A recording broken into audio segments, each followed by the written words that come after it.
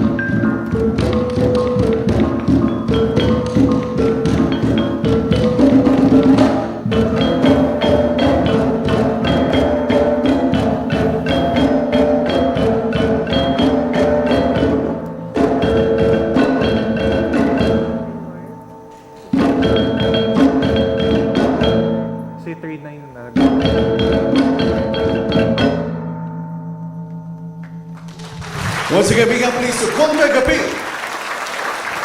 Yes, good morning everyone. Is everybody doing okay this morning? Yes. Okay. So once again, we are Kontra-GaPi, or we are Contemporary Kamilan Pilipino, and you may follow us on Facebook and Instagram at Kontra-GaPi, and you may also listen to our music pieces on Spotify and Apple Music. We also have an upcoming concert this year, so stay tuned for announcements regarding all the details on our social media pages. Now, here in Kontra-GaPi, we do believe in a philosophy that music is dance heard, while dance is music seen. Did you guys get that? Well, if you didn't, we are here to showcase that very philosophy in our last piece entitled Sayaw Pagdiriwang, a dance of celebration. Once again, thank you very much. We are Kontra-GaPi, and we hope you enjoyed our performance. Yes, Kontra-GaPi, when I was still a first year student in UP, we always look forward to the freshman orientation, and Kontra-GaPi always made our way. Once again, bring up please to Kontra-GaPi.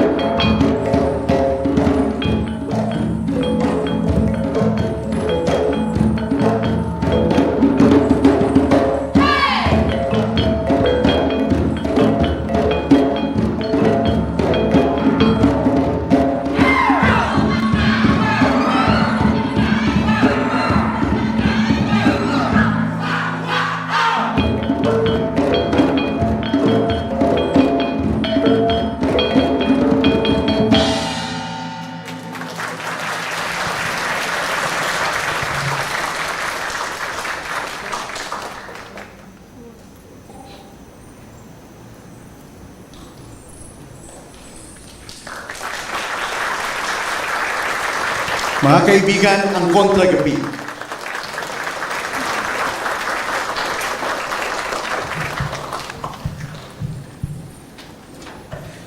Okay, friends, now I have two news for you. One good news, one bad news. Which do you want to hear first?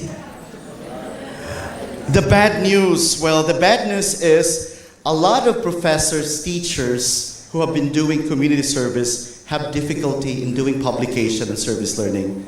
But the good news is global ranking and international ranking has always included community engagement as their major indicators of success. Henceforth, friends, there's a need for us to attend more conferences to hear each other's experiences and do more publication together.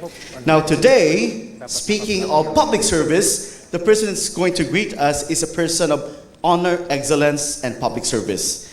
He is our president of the University of the Philippines, and he earned the degrees Bachelor and Law degrees from the University of the Philippines, Diliman, in this campus, and his master's degree in public policy from the National University of Singapore, and was a Lee Kuan Yew Fellow at the Harvard School of Governance.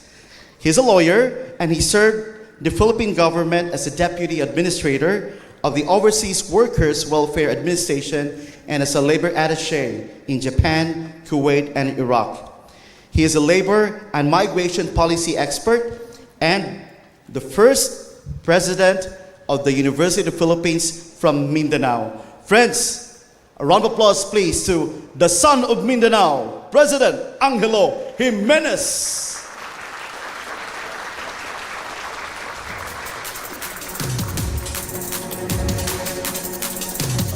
Thank you very much, May Buntag. Let me just greet our friends. I have a list here. Of course, I'm very pleased to meet again Professor Grace Nang. I met her first in Hong Kong, and that was the idea of us hosting this one today, this year, and I'm very happy that it has come to fruition. Of course, allow me to greet as well Dr. Bishalans Balakrisnan. Pleasure to meet you, ma'am, from the University Malaya. Dr. Jacqueline Kerim, Christ University. Pleasure. And from our friends from the De La Salle University, whom I have asked help with our service learning program, they're far advanced to us when it comes to a conscious program of service learning, because this is really embedded in their philosophy as a sectarian school. May I just welcome Vice President of De La Salle, Fritzi de Vera.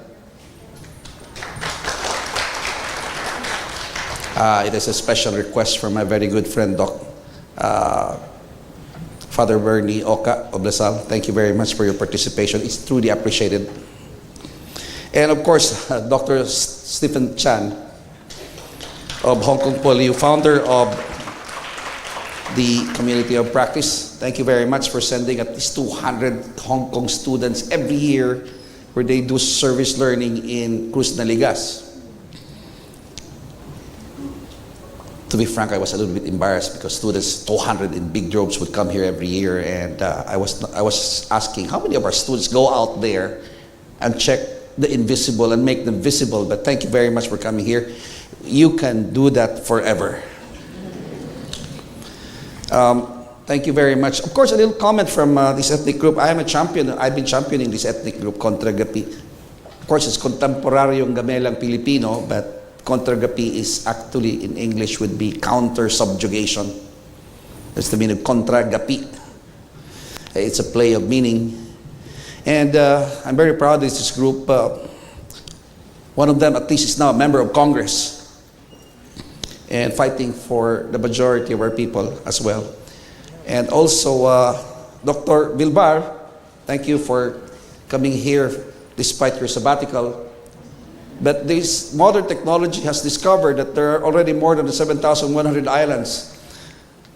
I checked with one, we now have about at least 7,600 islands and counting, depending on how you define an island.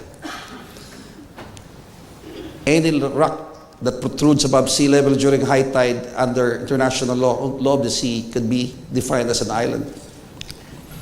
And of course, you said we speak at least 3. There are actually 110 ethno-linguistic groups here in the country today. And the Sentro ng Wikang Pambansa said we have 135 languages. No wonder we cannot understand each other. Thank you. But beyond that, thank you very much for teaching us a few Cebuano words. Oh, may I just greet as well again the person responsible for this, basically. The leadership of our Vice President of Academic Affairs, Dr. Lorraine P. Simaco. Here she is. And of course, the dynamo here, Dr. Dennis Kilala. I am very pleased as well to see the Vice Chancellor of UP Manila. But please, the danger of mentioning everyone is that you will miss someone. But I ask your apology for that. Thank you very much. I'm very pleased to see that about 200 of you confirmed. I don't know if some others are coming, but that was the confirmation. More than 200. And we were worried about it because of the crisis that this surrounds our community, the world today. But we were determined to push through with this, and we're very happy with the attendance today. There's more coming, I was told, and many countries today have adapted austerity measures, including the Philippines. We are the chair and host of ASEAN today, and many of the activities turned online because of the energy crisis. As a matter of fact, some of our activities have to be moved some other place because of the fear of the energy crisis, but everything continues in the Philippines. And this is what I've been telling our friends from all over the world. We probably hear about what's going wrong in other countries, including ours as well. You know, political crisis, corruption, disasters. But that's just really part of the story and not the whole story. In the Philippines, for example, we've been trying to surface many other things that is happening in this country, especially the efforts of our people to adapt to an environment despite global warming and all its impact. In the Philippines, global warming is true. We are visited by at least 20 typhoons every year. Strong ones. I don't count as weak ones. Because southwest of the country is the birthplace of the tropical cyclone. Of the 20 that would hit us every year, 7 to 12 would hit landfall. And that has become part of our culture as well, resilience and survival. We are also within the Pacific Rim of Fire, so about 120 earthquakes occur in this country every year as well. So we have come to live with that and adapted our lives. So despite all this prognostication about doom, we always survive. And there's so many stories about survival resilience today that we want to surface as well and share with the others, because everyone else in the world today has their own crisis of some sort. But this is just a prologue. The other thing as well is we'd like to put a little framework on service learning. We are focusing today on community engagement.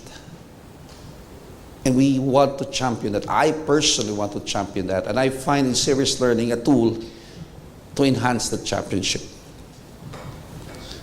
The championing these things. Now, this is the basic proposition. If we all believe that our communities today are already global because of advances in communications and transport technology over the last 60, 70 years. If we believe, and I do believe that, the most fundamental question that we have to ask is there community in that globality?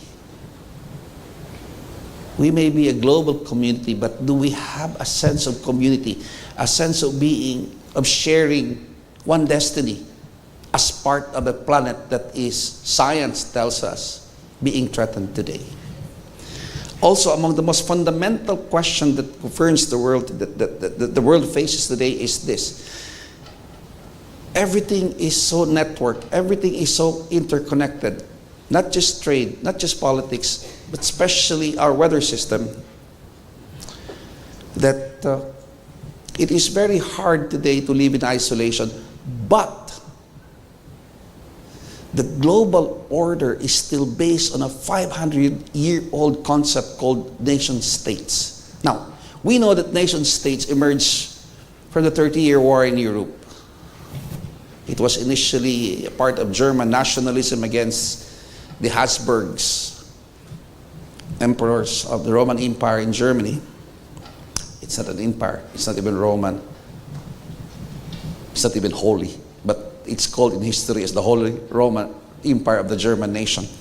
But it emerged there in a little polity called Westphalia. There emerged this concept of a nation state. And the original purpose 500 years ago was to stop or minimize dynastic wars. The state system is still the organizing system of the world today. But it was not meant to tackle such a very recent, historically speaking, issue of planetary survival. Today, this planet faces serious challenge, and it has something to do with survival as well of the people in it. And so, I think that community engagement and the university as well is on the right track. When we speak about global engagement, we're actually talking about community engagement because our communities are global already. And I have been telling this. Of course, I got an invitation to join PolyU in Rwanda. But I said, we don't have to go to Rwanda. I would love to send one representative there to see what you're doing. Just across the street is our little Rwanda. UP Diliman, for example, is 494 hectares. Over 100 is occupied by informal settlers who badly needed help, who lives in such squalor, And yet, over the years, students come here every day, don't see it. The students come here dreaming about improving themselves, maybe of becoming billionaires and powerful politicians like what we have produced in the university over the last 100 years. Can you imagine a university, and I'm speaking now in our own experience, that has produced 14 of the 17 presidents of this country? It's an entire history as a modern nation state. 6 of them actually earned their degrees. The others earned it some other ways. One of them, of course, couldn't hack Nat 11, but we still count him as our president. We have produced about 15 of the 25 or so Senate presidents. About the same number, 15 of 25 speakers of the House in our entire, 16 of 29 or so Chief Justices of the Supreme Court. I'm not mentioning the senators already or the just the heads. Not only that, in our history as a nation state, we have produced 80 national artists, members who have been elevated to the rank of the Order of the National Scientist. Very difficult to reach. Of the 80, 44 came from our ranks. We have produced 42 national scientists. Of 42, we contributed 40, this university. We have produced only 9 national social scientists our country has produced. And this university contributed 8 of them. And if you go to the private sector, it is replete with leaders in the arts, in business, everywhere. And yet, I have been asking our school, we were in such pole position to change the direction of this country. And this is where we are today. Among the most unequal country in the world. You talk about insurgencies, you talk about secessionist movement, you talk about social instability, you talk about people so easily swayed by misinformation in our public spaces. There are reasons for that. Recently, I won a hard-fought struggle to put up a College of Medicine in UP Mindanao. My island. No, I don't own that island. I just say it's my island. In Mindanao, hard-fought struggle in the board. We worked so hard for it. You know why? Because the average ratio of 1 doctor per population in the Philippines is 1:20,000, and the World Health Organization recommends 1 doctor for every 1,000. It's a serious problem. In Mindanao, it is not 1:20,000. It is 1:40,000 plus. And so starting next semester, the College of Medicine will be set up in UP Mindanao. And it will focus where it is needed most. Community medicine. Not the clinical of our elite school from the College of Medicine here in Metro Manila. Although thank you for UP Manila for helping out in establishing those things. So what we're saying is that even as an academic institution, we have to engage, but we have to have a larger framework for this particular engagement. So I welcome you today with so much gladness in my heart, because it means that there is still so much interest on service learning and community engagement and a community of practice, because I think that it is the overarching imperative of our time.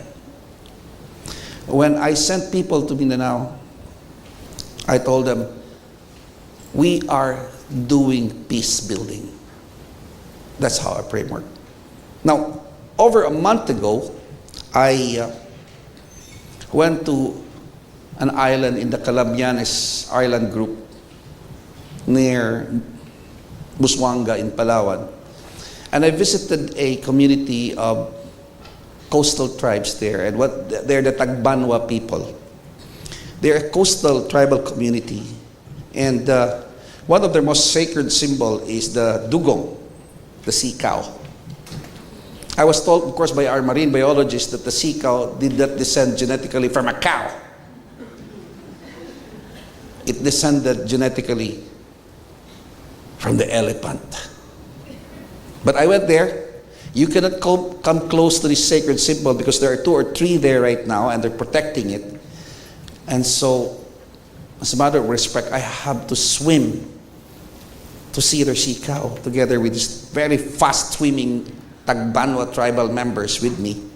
And they can land our little boat only about 100 meters because I have to swim the 100 meters because they don't want anyone to come near it on any other form of transportation that can disturb a sea cow. So I have to swim 100 meters, go around and observe its habitat for maybe 15 minutes, see it rise to the surface every now and then because it's a mammal, it has to take water, and then went back again 200 meters swimming.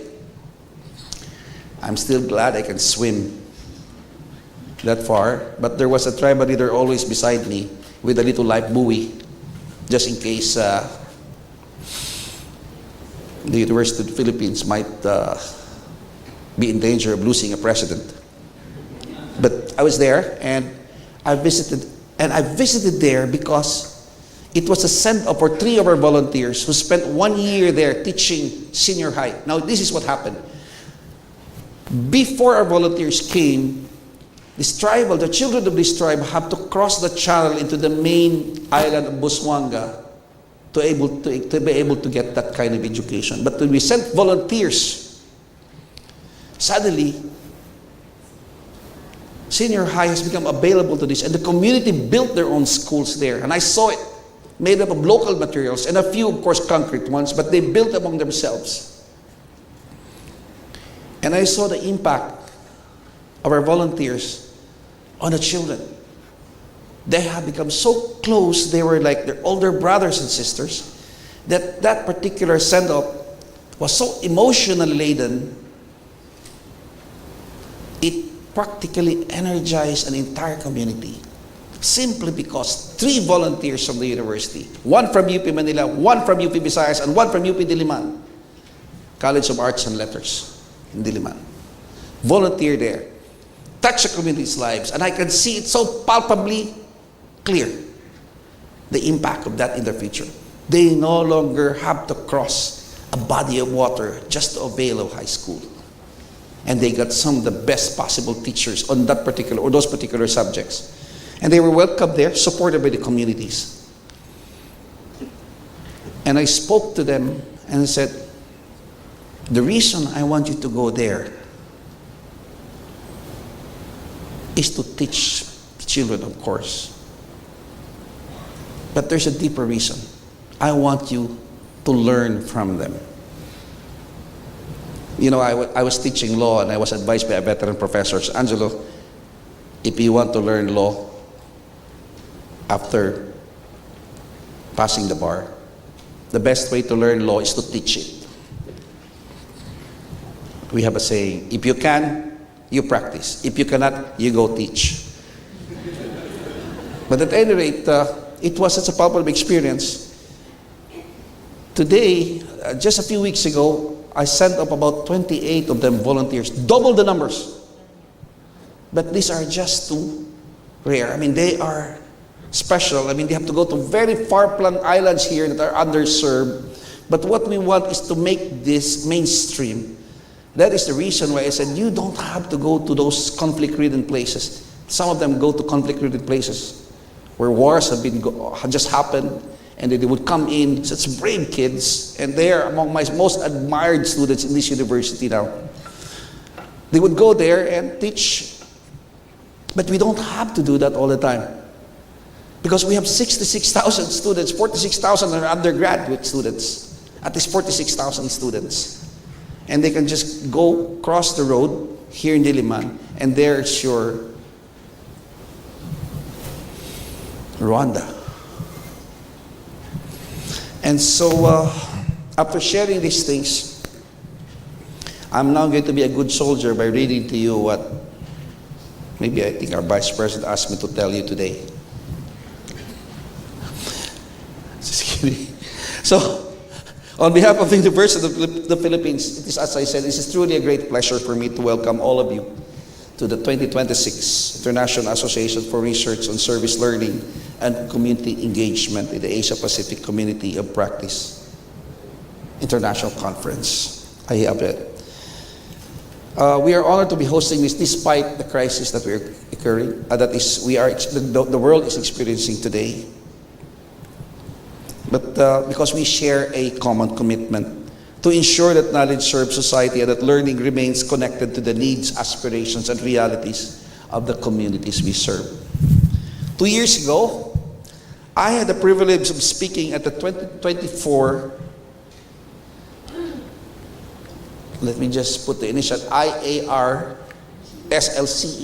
that's the same conference in Hong Kong, where I shared my experience with service learning and community engagement in the Philippines, particularly at the University of the Philippines. And Professor Tess Payungayong was here, former Vice President. Thank you, Tess, for starting this, for bringing me there. She insisted that I travel to Hong Kong on December. I don't travel outside the country in December. But I was very glad for that. And this is why we are here today. So I spoke about how our students, faculty, researchers, and staff work alongside communities through programs in education, health, engineering, social work, disaster resilience, and many other fields. So across our constituent universities, and we have 9 all over the country, the latest one is UP Tacloban, which was just recognized 2 weeks ago. We seek to place knowledge in the service of the Filipino people, not as an abstract ideal, but as a daily practice. In between that meeting in Hong Kong, we set up our first ever Vice President for Research and Innovation Office. It's a brand new office because we wanted to research innovation to move at a different pace. Well coordinated still with academic affairs. And one of the key principles of this particular brand new office, headed by Dr. Joel Marciano, has been influenced by my visit there in Hong Kong. And so our research right now are now based on our own experience and our own study of what the communities actually need. And Dr. Marciano calls it discovery. We have to have discovery when we choose our research agenda as the University of the Philippines. And we are trying to enhance our research capacity. That means going out there and finding out and coming back to the university to come out with research proposals that are actually based on the lived experiences of people, on their sense of priorities, on how they feel it, how they feel the issue from their perspective and not from a perspective of an academic in a laboratory here. Second, one of our longest experience, of course, is in our UP Resilience Institute. And one time I was asked, what are the qualities of researchers in an international forum sponsored by my alma mater, the National University of Singapore? And I said, I think the best attribute of a researcher today is empathy. It was a surprising concept because we're talking about skills, knowledge, all those things. But because we have to look at the problem, not from our perspective, but from the perspective of people whom we want to help. Because believe me, they have a different set of viewing things, set of priorities. They come from a different history. They have different values. When I spoke to the Tagbando tribes, what is your concept of development? They told me, our concept of development is to be able to live and preserve our own way of life. And they told it to me while we were paddling in the most magical place I could ever imagine myself to be. The highly protected marshland, that emerald gem of a marsh that they were protecting with their lives. And I was there. And I hate to see this marshland being destroyed. If you ever go to the Calumnianes group, please visit that marshland and you will know what I mean. And so this is how we mean by discovery. Go out there. And that has been influenced by my visit in Hong Kong. Yes, of course, service learning and community engagement are about more than programs or projects. They are rooted in a particular understanding of education, as I have mentioned. Education is not only the transmission of knowledge, but we all know that.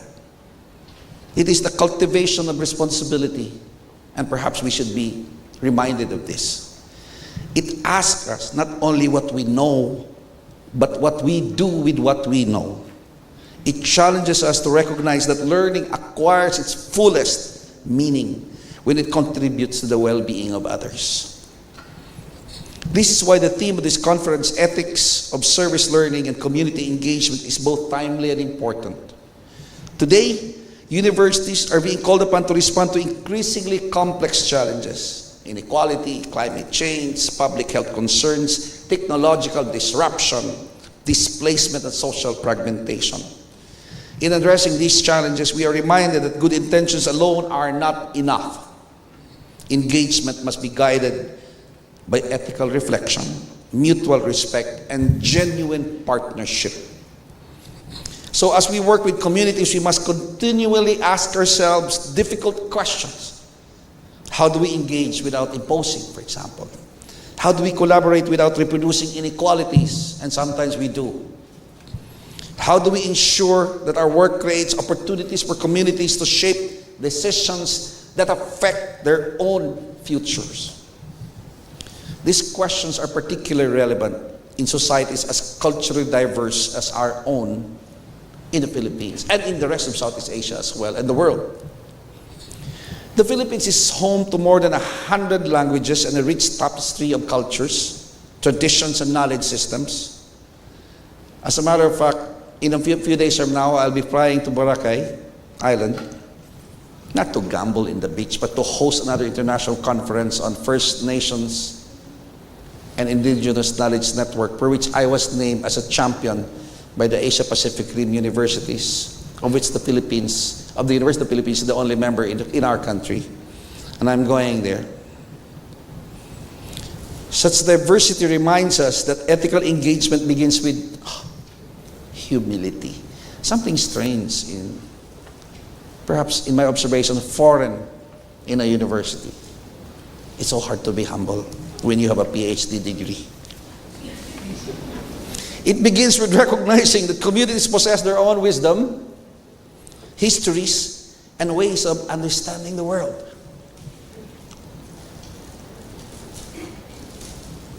Too often, institutions approach communities as sites of intervention or subjects of study, like observing the mating habits of phytoplanktons under a microscope. Ethical engagement invites us to see them differently, as partners, collaborators, and co-creators of knowledge, and people with the all-important agency. For UP, this principle resonates deeply with our public mandate. We are called not only to pursue academic excellence, but also to place our scholarship at the service of our nation, and this is our mantra, which is so often honored in the breach than in its observance.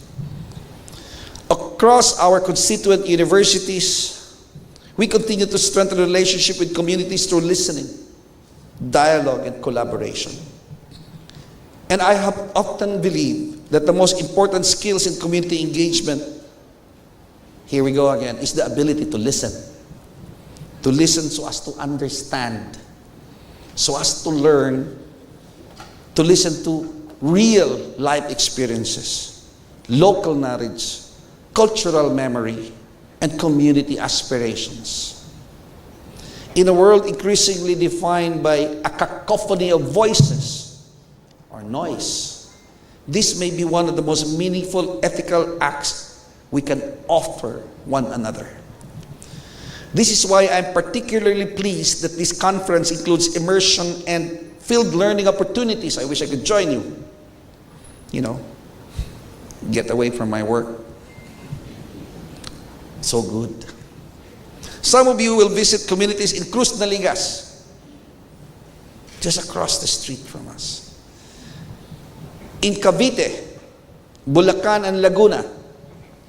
These experiences reminds us that meaningful engagement cannot be fully understood from a distance. We learn best when we encounter people not as data points or case studies, but as fellow human beings whose experiences enrich our understanding of the world. Over the next several days, we will share research, examine innovative methodologies, discuss ethical dilemmas, and exchange perspectives across disciplines, cultures, and national boundaries. These conversations are essential. They help us strengthen the foundations of service learning and community engagement and ensure that our work remains responsive, responsible, and transformative, and even enhance the boundaries of what may be covered by the term service learning. So my sincere gratitude to the organizers of the International Association for Research on Service Learning and Community Engagement, the Asia Pacific Community of Practice, our partners, sponsors, volunteers, and everyone who worked to make this gathering possible. Together, may we continue building communities of learning, service, and solidarity. Communities where knowledge is shared with humility and kindness, where partnerships are grounded in respect, and where education contributes to a more just, compassionate, and sustainable future.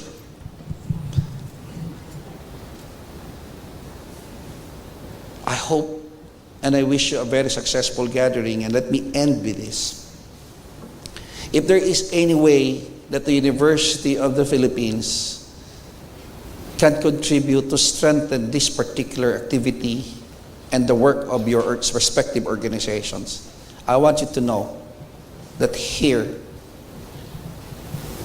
I want to be your champion as well. So I hope this will not end here, but continue even long after here. It's stronger and better and more expansive.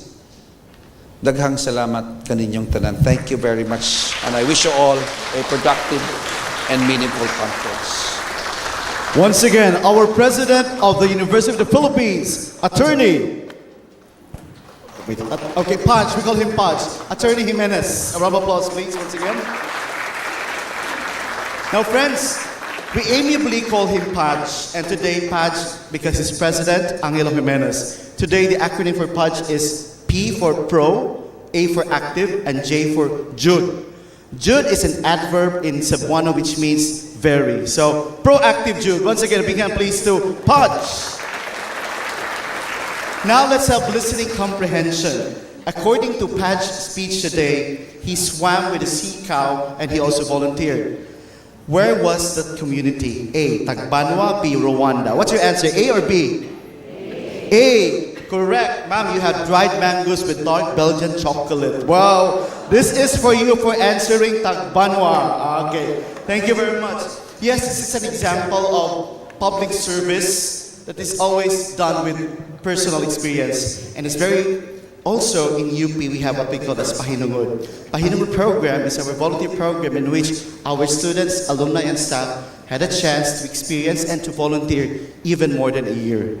Now today, first, Wi-Fi password. We want you to be connected. This is our Wi-Fi password. Please check in your Wi-Fi, and this is our password. It's very password, right? Okay, so it's case sensitive. Secondly, our event today is being live streamed at 2026 IARSLCE APCoP, Manila, and DZUP 1602, Facebook and YouTube. So we're on live, and please also like and share that particular page. So now, let me introduce to you. Some studies also show that people who volunteer, teachers who volunteer, are happy people. And happy teachers produce happy students. And happy students have better academic performance than the unhappy ones. Now today, we have the very happy community of people who are our leaders for IARSLCE APCoP. Please stand up to be recognized. The executive members will start with Dr. Lorraine P. Simaco, the conference executive chair, and the UP System Vice President for Academic Affairs. Ms. Fritzi INP de Vera, the Vice President for La Sallian Mission de La Salle University. Dr.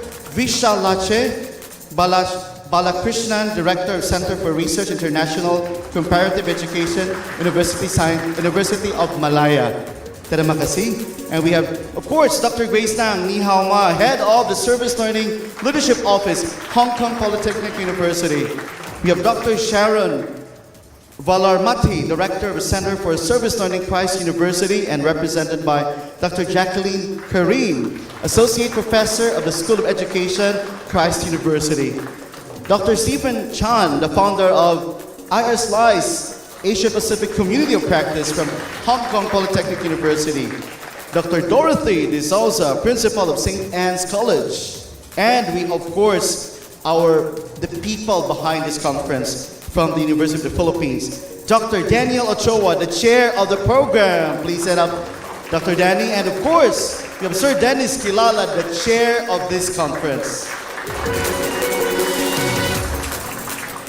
Now, one of the questions being asked by Paj today was this: is there a community in this global community? We want to go to the world for global ranking, but sometimes we forget our being person or humanity. This is the whole thing for today. This will be given by a woman, girl power. At the same time, she always advocates for equity and equality.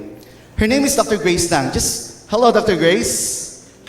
Who is Dr. Grace Tang? Well, she graduated from Brown University and Johns Hopkins for her master's and PhD at the United States. Since starting her career at the Hong Kong Polytechnic University, she has successfully pioneered a number of teaching initiatives, and one of that is service learning.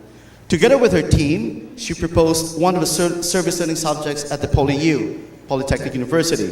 This subject, which integrates service to the community with technology and computing, has brought students on projects in Hong Kong, mainland China, Cambodia, Myanmar, Philippines. I saw your Facebook. You went to Baguio. You also went to Cruz Naligas in Quezon City, and also South Africa and Rwanda.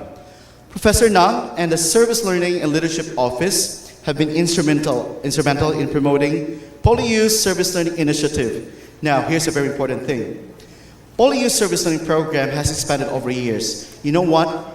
From 6 subjects and 200 students in 2012, they already have 60 regular subjects. Imagine 60 regular subjects servicing 4,500 students yearly. And because of her work, her team was the recipient of the Hong Kong University Grants Committee Teaching Award in 2016, and the PolyU's Service Learning Teaching Program was awarded the Teaching and Learning Strategy of the Year by the Times Higher Education Asia Awards 2022. She leads the PolyU's signature service learning project called Habitat Green, which received the Silver Award in Sustainability Education Action category in the prestigious QS Reimagine Education Awards.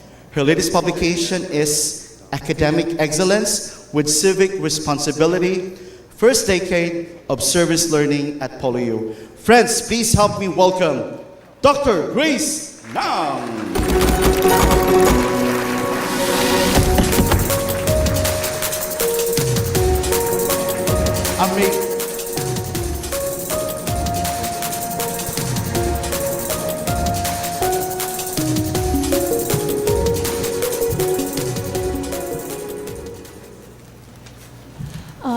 Thank you for that very warm welcome, very happy welcome. Yeah, thank you.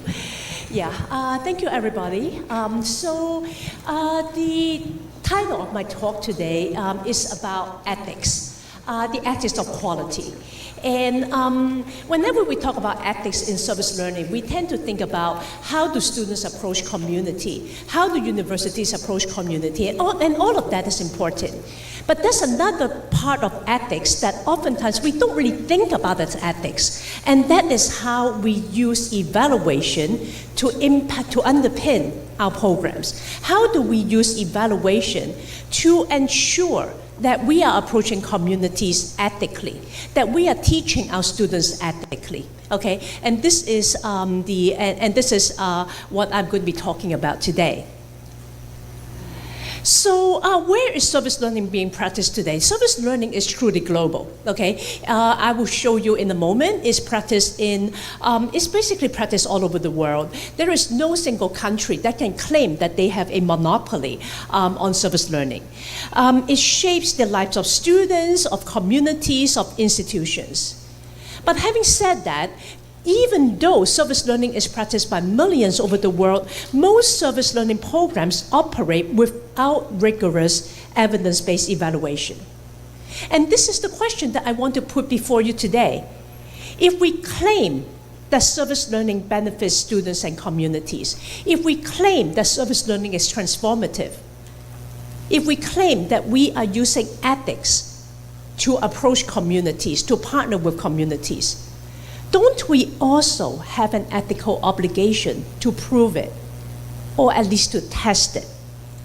Okay, so today I'm going to take you through a journey through two sets of figures. Okay, the first set of figures shows where we practice service learning. The second set of figures shows where we study service learning. And we are going to see that there is a gap between these two sets of figures. So let me very briefly introduce our program. Service learning became a credit-bearing requirement for all of our students in 2012. As it was very kindly described just now, we started from 189 students and 6 subjects in 2012. Until today, we have over 60 subjects, actually 110 subject offerings, because some subjects are offered more than once, serving almost 5,000 students annually. One thing, when service learning is mandatory, and I know that there are a number of institutions in Asia, including the University of the Philippines, where you have service learning or community engagement as a requirement in some way or form. When service learning is mandatory, the ethical bar is even higher. So this is my agenda for today. So we are going to talk about where is service learning practiced. That is the global practice landscape. We are going to talk about where is service learning studied, which is the global research landscape. And I want us all here to stop and think for a moment. I believe that everybody sitting here practices service learning, otherwise you wouldn't be here. Do you study service learning? How do you study service learning? Does your institution study service learning? Okay. We are going to talk about the gap, the practice versus the research gap. Okay. And then we are going to talk about the ethics of quality. I want to make an argument that evaluation is not just something that is pretty. It's not just something that is a bureaucracy. Okay, evaluation is something that's non-negotiable. It should be part and parcel of the program. I will also share a concrete case study about what happens when we evaluate. Some things that we found out, some things that we learned, okay, that some things that we had to correct ourselves because of evaluation. Okay, and then I am going to have a very brief way forward, just a suggestion. So where is service learning practice? Now this is a very rough breakdown. And before we go too deeply into the figures, I want to say one thing, is that these are just estimates. And these are almost certainly not the correct estimates. Okay? These estimates are based on published institutional data, network memberships, policy documents. The true figures are unknown, and this in and of itself is also part of the problem, because we cannot even come up with a good idea, with a good picture of where service learning is practiced across the world. Okay, but even as we look at this, okay, there are some patterns that can come up. Okay, documented service learning, the U.S. is the biggest single player. Okay, but having said that, we are talking about 30 to 40% of the global activity. And that 30 to 40%, I have good reason to believe, is almost certainly an overestimate. Okay? Latin America and Europe have been coming, okay? Southeast Asia, and this number, 5 to 8, again, I'm almost certain is almost certainly an underestimate.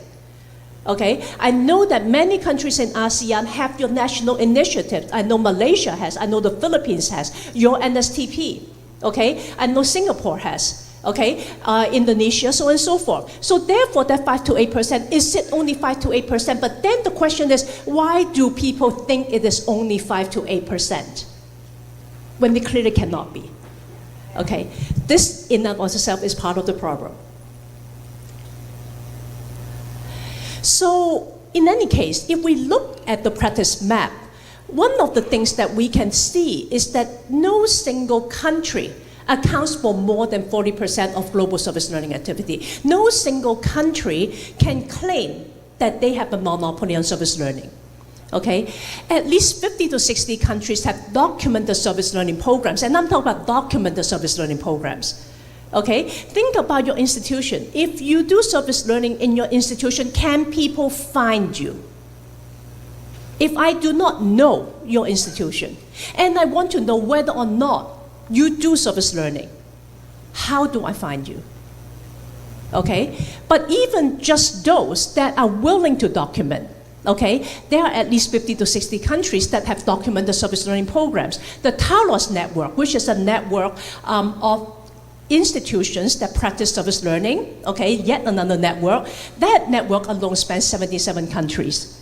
Okay, so service learning, I think we can confidently say service learning practice is global. Now the next thing is that, what about the research? Where is service learning being studied? Now if I pause here for a moment, okay, well, okay, the slide, the slide advance. This is what the service learning research picture looks like. Now, I have to say that these figures are a lot more accurate than the practice figures. These figures come from index documents, okay? Now, there is, of course, an issue with index documents, with the databases, okay? But at the very least, these are from peer-reviewed bibliometric surveys, peer-reviewed literature surveys, and so on and so forth, okay? And what we can see here, I think the biggest takeaway is that one single country, the US, accounts for 60 to 65% of all index service learning publications. One country. Okay, if you look at the curve, once you get away from the U.S., everything drops into single digits. The next biggest producer is Spain, 5 to 8%.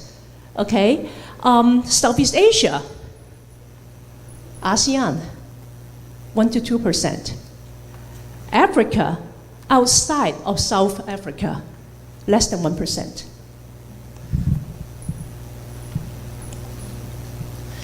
So just as a rough summary, okay, I guess we could kind of divide this into 5 tiers, right? So we have a dominant producer, the US, okay? They are overwhelmingly dominant in journals, citation authors, okay? There are some major research hubs like South Africa, Spain, Australia, Hong Kong, where we do have research communities and dedicated service learning journals. There are the up-and-coming significant research output, and there's emerging research, okay, in other parts of the world, okay? The thing that should make us uncomfortable is that many of the countries where service learning is growing the fastest, in ASEAN, in Africa, these are the countries where there is the least in-depth research output. And that fact should make us deeply uncomfortable. If we place these things side by side, this is what it looks like. And this is the slide I want you to remember. The US's share of the practice is 30 to 40%. As I was saying, almost certainly an overestimate. Okay? But even if we take this 30 to 40%, it's large, but it's not dominant. Okay? Its share of research, however, is almost a factor of 2 over its share of practice. Meanwhile, Latin America does 10 to 15% of the world service learning practice. Now, that 10 to 15% is almost certainly an underestimate, okay? But it produces only 1 to 3% of the industry research, okay? Africa, outside of South Africa, probably up to 10% of practice and less than 1% of research. So what does this tell us? If we look at the practice column, okay, we see a story of global expansion. We see a story of service learning becoming more accepted. We see a story of service learning becoming a movement. However, if we look at the research column, we see a story of knowledge concentration. We see a story where very few players get to tell the stories for other people, for the whole community. And that gap between who does service learning and who gets to define what counts as knowledge about service learning, what counts as good service learning, that is the ethical challenge of our community here in Asia, here in Africa, in other parts of the world outside of the US. Okay?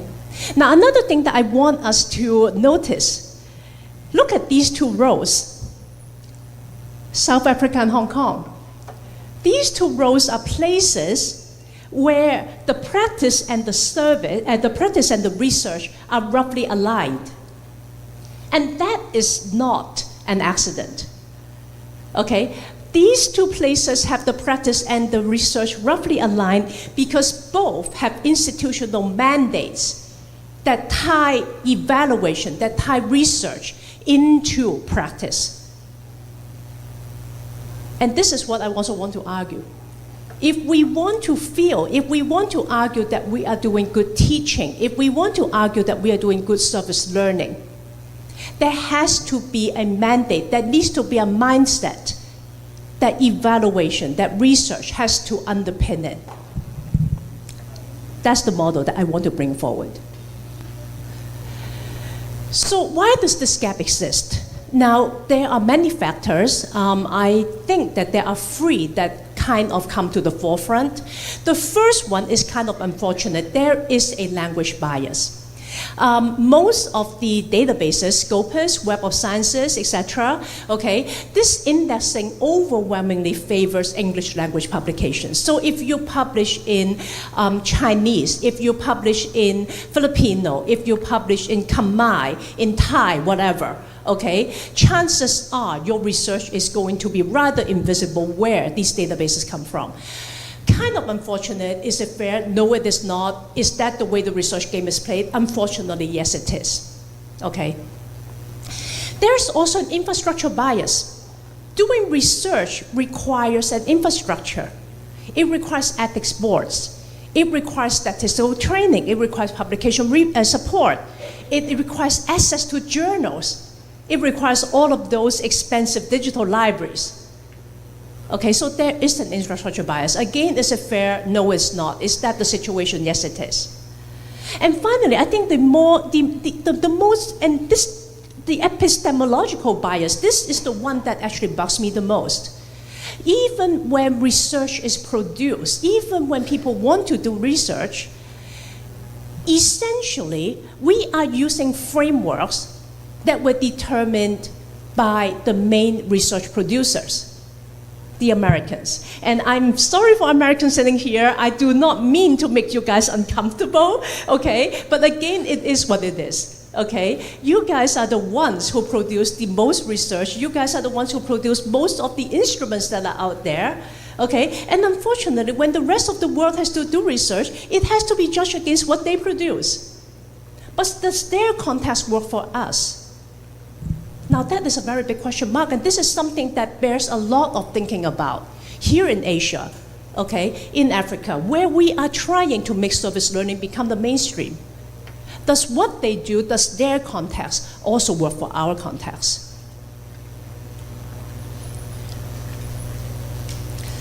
So this is what the situation looks like right now, right? We are doing service learning in a lot of places, but we are not doing service learning in many places where we are studying service learning. Okay? And I want to say that this is not just a quality issue, right? This is an ethical issue. And the first aspect of this is accountability. Okay?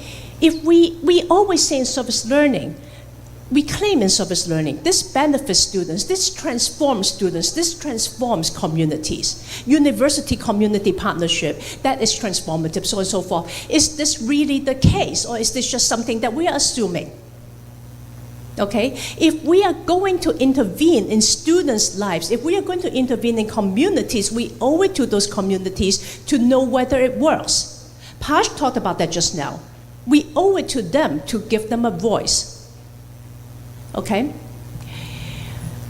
If we do not evaluate service learning, we risk basically, instead of transforming communities, we risk extracting from them. The university gains, the student gains. Well, or do the students really gain? Do we know? And what about the communities? Okay, so I want to basically make the claim, okay, that if we have quality without us, we can't have quality without evidence. If we want to claim quality, but we don't have the evidence to back it up, we are just simply assuming, okay? And if we just simply assume and we don't hold ourselves accountable, that is not ethical. The second aspect is equity. Now, if we go to, I want to go back to the slide, okay, where we compared the research and the, when we compared the research and the practice, okay, look at that gap again. Knowledge about service learning is produced primarily in the global north, actually in one country, I can't even say the global north, in the US. Okay? Practice about service learning, on the other hand, is a lot more equitable, is a lot more democratic. Okay? But this is what we are seeing here. Quite a lot of the research about service learning, and I am on the board, I'm on the editorial board of the International Journal of Research in Service Learning and Community Engagement. I am in the international section, and a lot of those publications in the international section are about international service learning. Okay, basically international service learning defined as students crossing national or political borders to do service learning. Well, guess where a lot of those publications come from? We are going through a review cycle right now. Many of those publications come from the US. They are talking about programs that are done outside the US. Now, I don't like to use that word colonization, but in some ways that it is what it is, right? We are talking about the global north telling stories about the global south, instead of the global south telling our own stories. Okay. All right, so who defines impact, right? If we don't tell our stories, we are not defining our own impact. Who measures it? And who publishes it, and then also who benefits from it.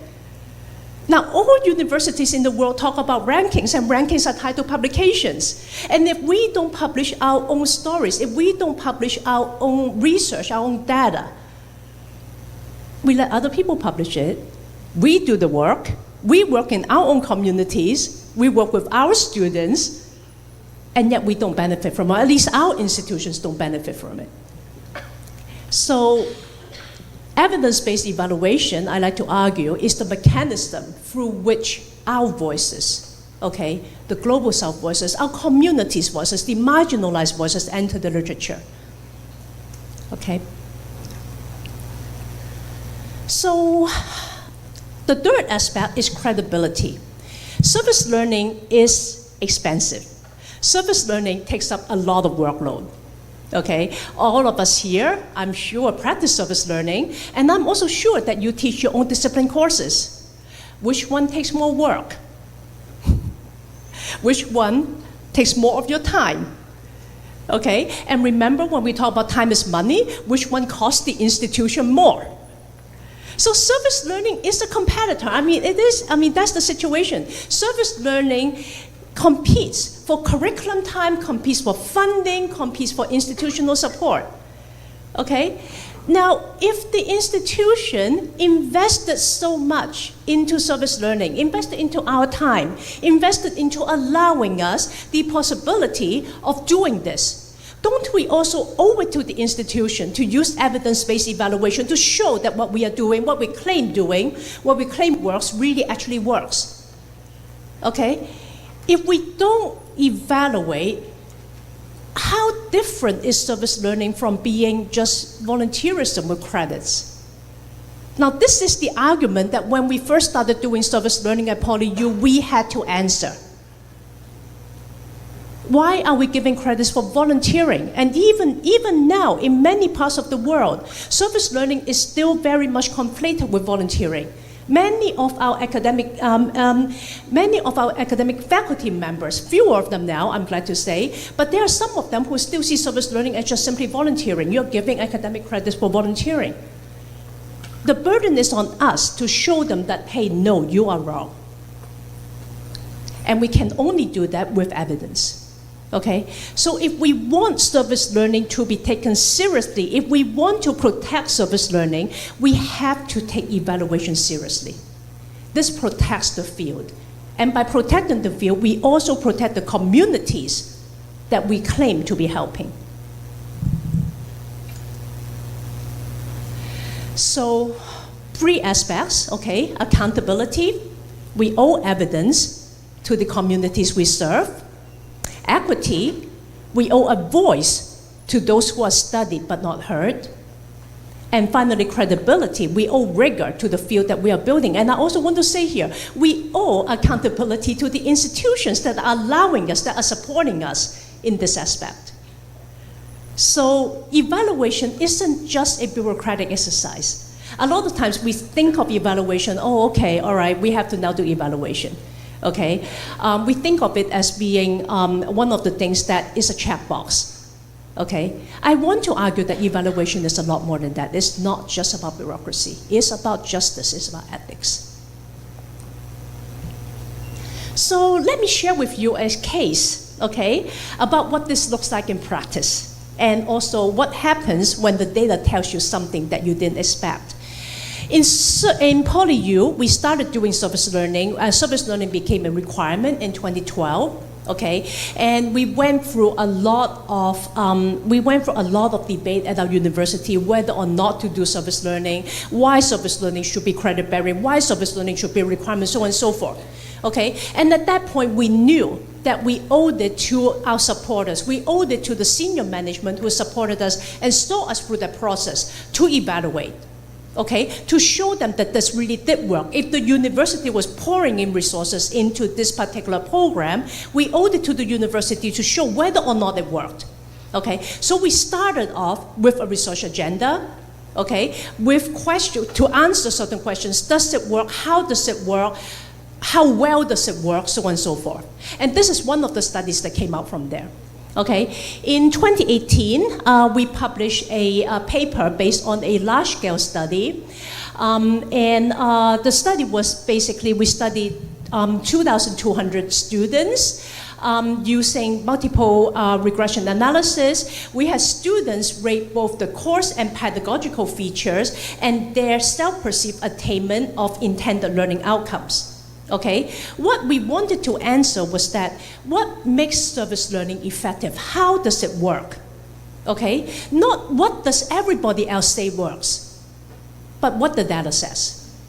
Okay, so we used multiple regression analyses to identify which elements actually predicted learning. Now, this is what the data said. Okay, so what predicted learning? This is where it gets interesting. The study found that the most positive outcomes were associated with challenging and meaningful tasks, interest in the project or the subject, perceived benefit to the community, preparation for service, and appreciation by people served. However, okay, what did not work? Student autonomy, which in the field has long been treated as a foundation quality standard was not a major contributor to learning outcomes. Okay? It was a minor predictor of the intellectual learning, but it was not significant for the other three learning outcomes, social, personal, or civic. Now, why does this matter? This matters because the dominant best practice literature, okay, primarily from the United States K-12 tradition, places enormous weight on youth voice and student autonomy. Okay?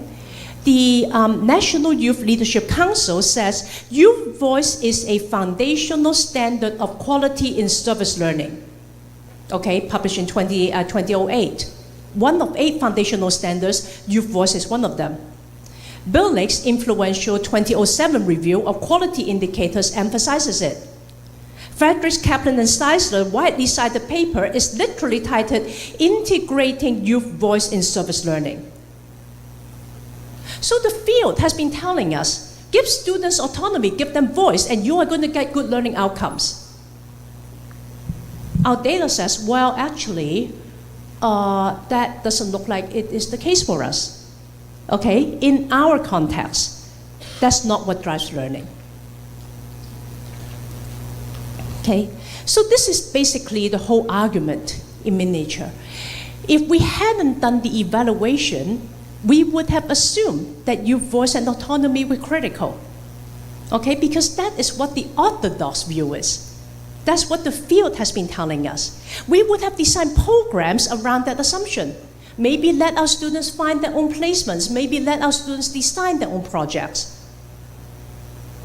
And in that case, we would have been wrong, or at the very least, we would not have designed the best program for our students. The data told us that what actually drives learning is the quality of the challenge, the meaningfulness of the service, and how well students are prepared. Things that teachers can do. Okay, student autonomy, yeah, it plays a role, but a minor one. Okay. The second thing that matters is the context matters. And this is where the epistemological bias comes in. Okay, frameworks developed in other countries may or may not work for your case. Even in Hong Kong, I tell other institutions what works for Hong Kong Poly U may or may not work for Baptist University, Chinese universities, and so forth. If even within Hong Kong, I don't dare say, okay, what works for us also works for the other institution, how can we say that what works in another country definitely will work for us? The context matters. What looks like best practice in one context may not be, it may actually be counterproductive in another. Okay, so this is exactly what evidence-based evaluation is for.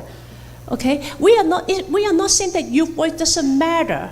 Indeed, our data showed us that youth voice is a significant, a minor predictor, but still significant of the intellectual learning outcomes. Okay, but it right-sized it. It said that, okay, this is where it matters, this is where it doesn't matter. Okay, what this means is that we need to test our assumptions in our own context. That is the ethics of quality. We can't claim that our service learning program works just simply because we think that it works, because we want it to work, because somebody else's framework says it should. We need to check. And another thing as well, we could only discover this because we built in evaluation right from the start. We had validated instruments, we had sample sizes, we had multivariate analysis, okay? We programmed it into our classes. It wasn't an afterthought. It was part and parcel of the program from day one. So the question becomes, right, how do we make this the norm? How do we make evidence-based evaluation the norm, not the exception? And I want to go on to show 5 concrete, actionable proposals. Okay? So first of all, okay, we need standardized measurements.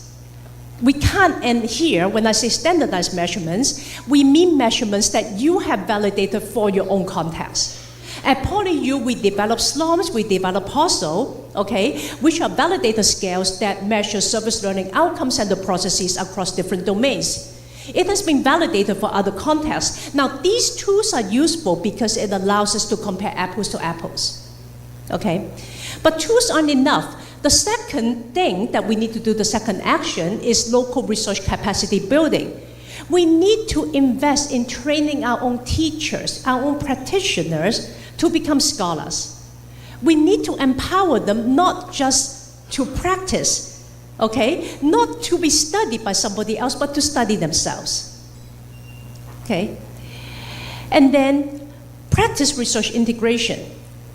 Evaluation can't be an afterthought, and this is the lesson of our autonomy finding.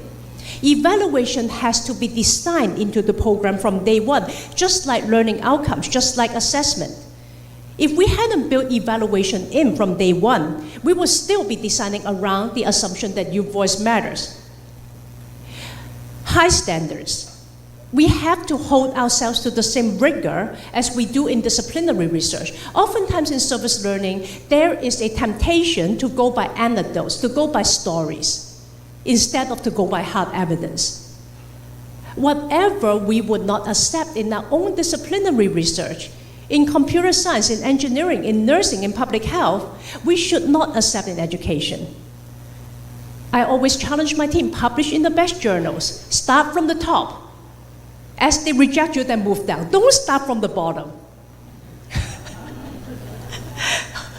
Every time when my research team comes to me and says that I have a manuscript, where should I submit it to? I always ask them, well, make me a list of all the journals that might be interested in this, and rank them.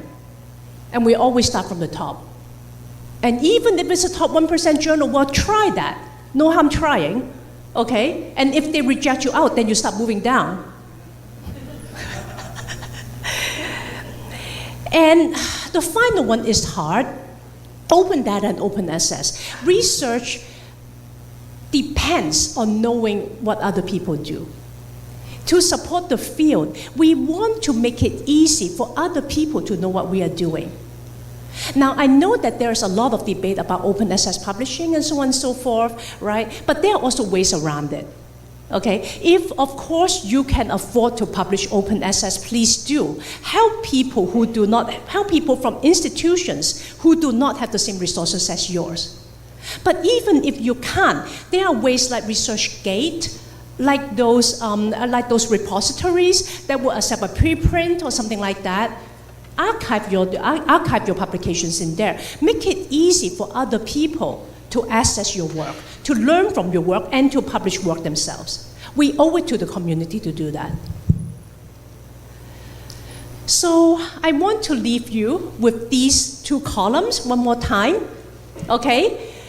On the left-hand side, global practice, that's what we at. On the right-hand side, this is what we know. And the ethics of quality demand that we bring these two into alignment. So finally, okay, I have two questions that I want us to think about. The first question, what would it take to build evaluation infrastructure in the place where we practice service learning? And whose responsibility is it? And then, where might your own autonomy finding be hiding? That, for us, was major when we saw the evidence. What is something that you might be assuming, but you have never tested? Thank you.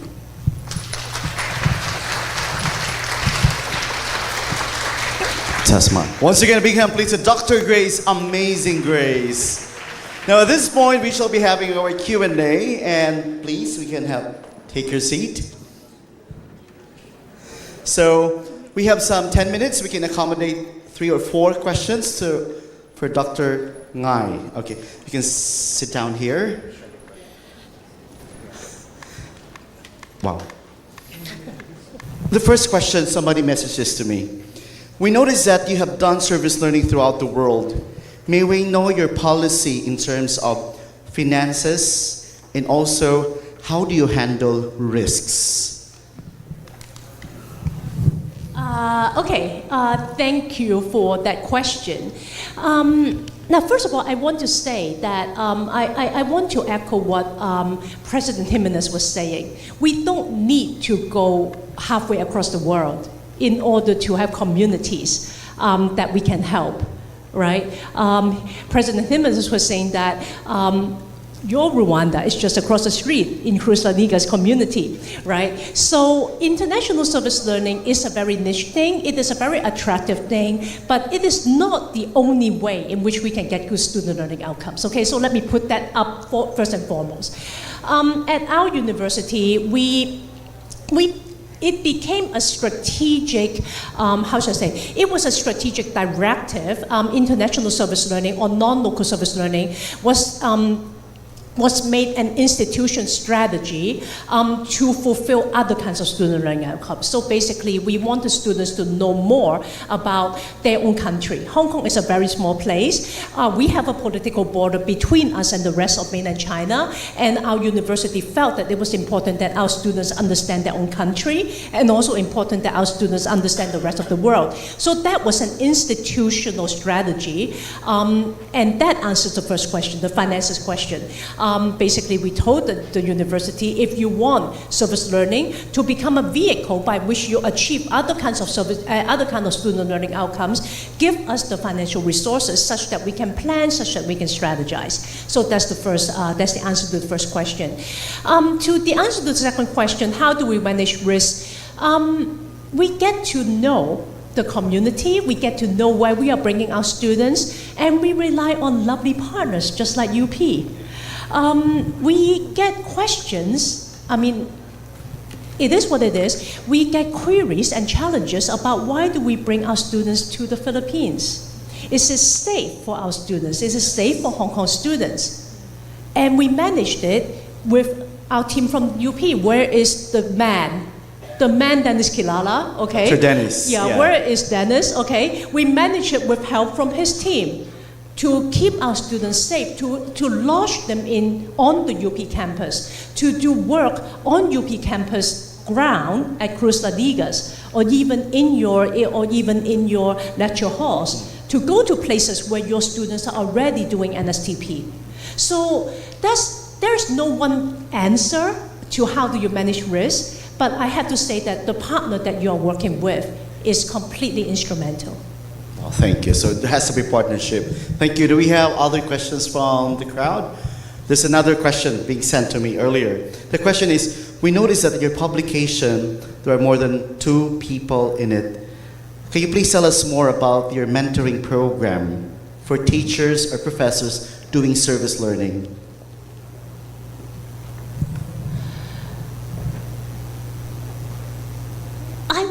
I have a question for people here.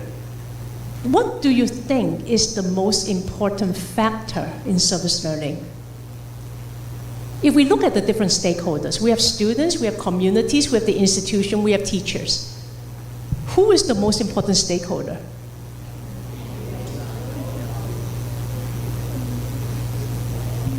Louder. Louder? Community. They say community, Dr. You say community.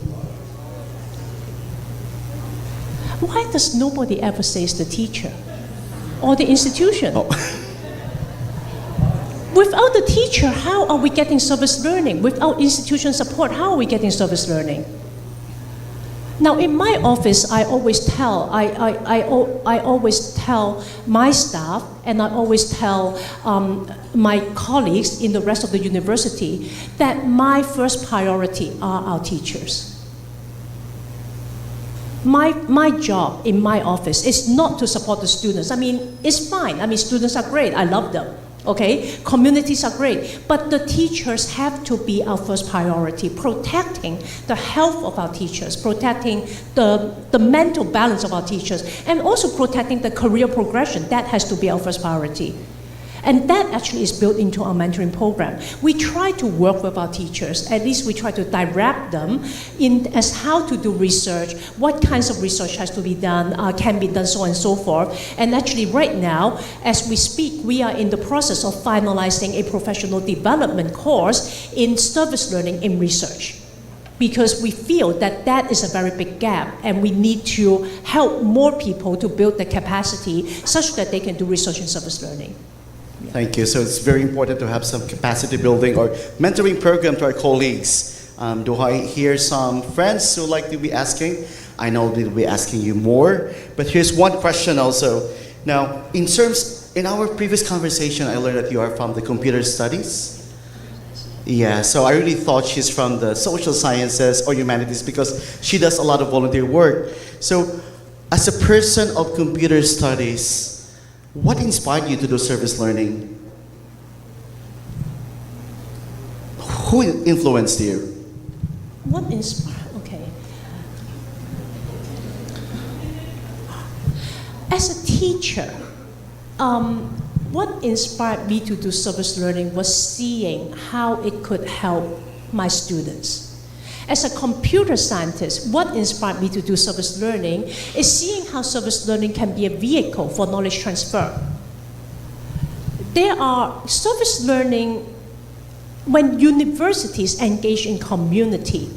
One of the things that they can bring to community is all of these cutting-edge technologies that usually are produced for the top 1%. And through service learning, the university has a vehicle to bring that technology to a chunk of community that never thought that this technology was for them. I give you an example. There is one service learning subject at PolyU, not my subject, okay, by another professor in computer science. Now, this professor is his expertise is in metaverses, is in virtual reality, is in 3D imaging, so on and so forth.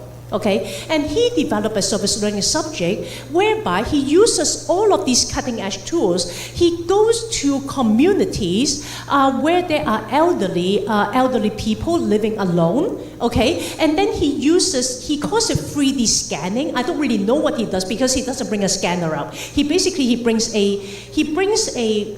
I think all he uses is a mobile phone or maybe one of those GoPro cameras, and then he does a scan of the person. And then he builds a digital human. And then he gets the stories from the person. He gets his students, or more like his students interview the people, get the stories and so on and so forth. And then they integrate Gen AI, they integrate large language models, so that they create a digital avatar for that person, that person can then gift to family to remember them by, or to get the stories. Now, these are not I asked him, does a complete service like this exist right now outside? I know all of the individual pieces, okay? I said, does this whole thing exist outside as a paid service? Can people pay for this? And he was like, no, not yet. But I am doing it for my communities because I know that this is safe, I know that this exists, and just simply because people have not yet had the time or felt that there was a business model that actually justified bringing this together in the paid service doesn't mean that I cannot bring it to my community to begin with. Wow, thank you very much. Once again, begin please to Dr. Grace. Well, my takeaway for this morning is that when you said, when service learning is mandatory, the ethical consideration is really higher. And thank you for sharing to us that regardless if you're computer science or humanities, service learning has no academic dichotomy. Everybody can serve. And also, Dr. Grace, you reminded me of a poetry by John Keats which said, "A thing of beauty is a joy forever. Its beauty always never passes to nothingness." Friends, mga kaibigan, Dr. Grace. Now, speaking of more conferences, I know you want to hear more. On the screen, we shall be having our next conference in New Orleans, United States of America. Please stay tuned for that because call for papers will be advertised in the future. So, it will be at Loyola University, New Orleans, our IARSLCE Conference 2026. It's 2027. Okay, 2027. 2026. Wow. Call for papers anytime. Okay, thank you. So now, Dr. Grace, as part of it, Filipinos love to take pictures. And we're going to have a photo op. And we can go back to our seat and our photographer will be here. Thank you very much.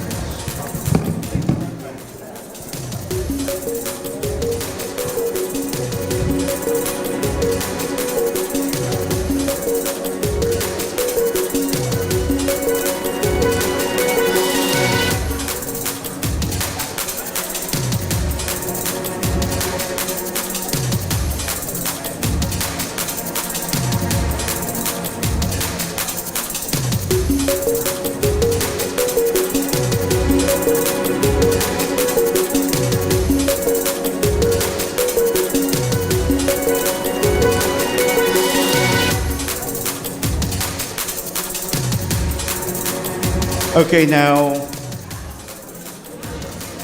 I think,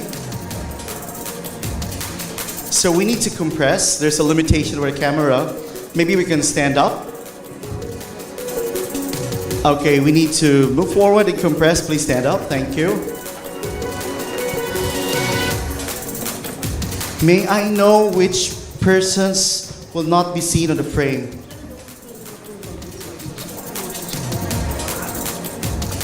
Okay, sige. Sila. Oh, may I request you to take your seats here, ma'am? Okay.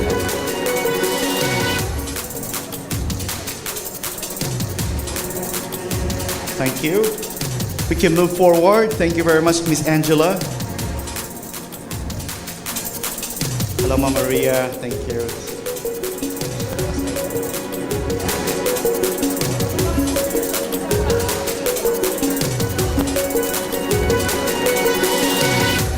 Yes. Okay. Please, we need to compress more. I think the last person that will be seen is this. It's you. So anybody outside him, I'm sorry, will not be seen. Thank you.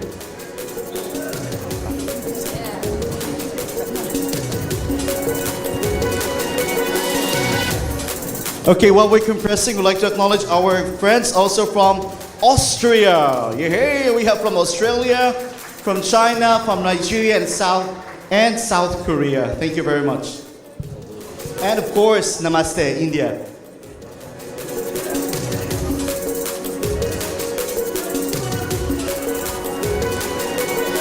Okay, people in front would be this portion, right?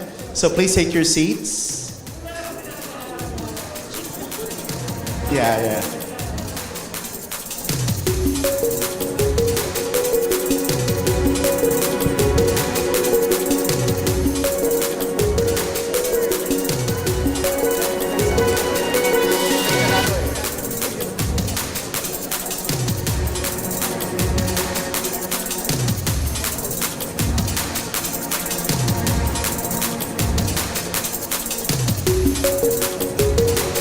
I think we're good now, so thank you.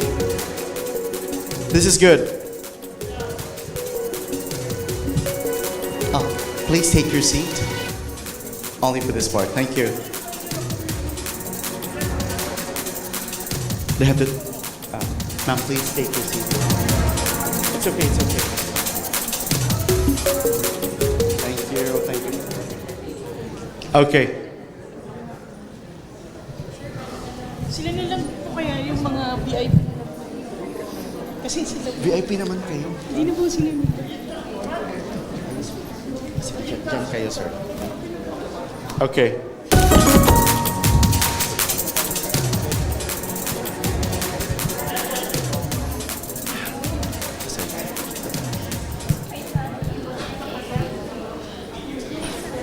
Dito ka. Here.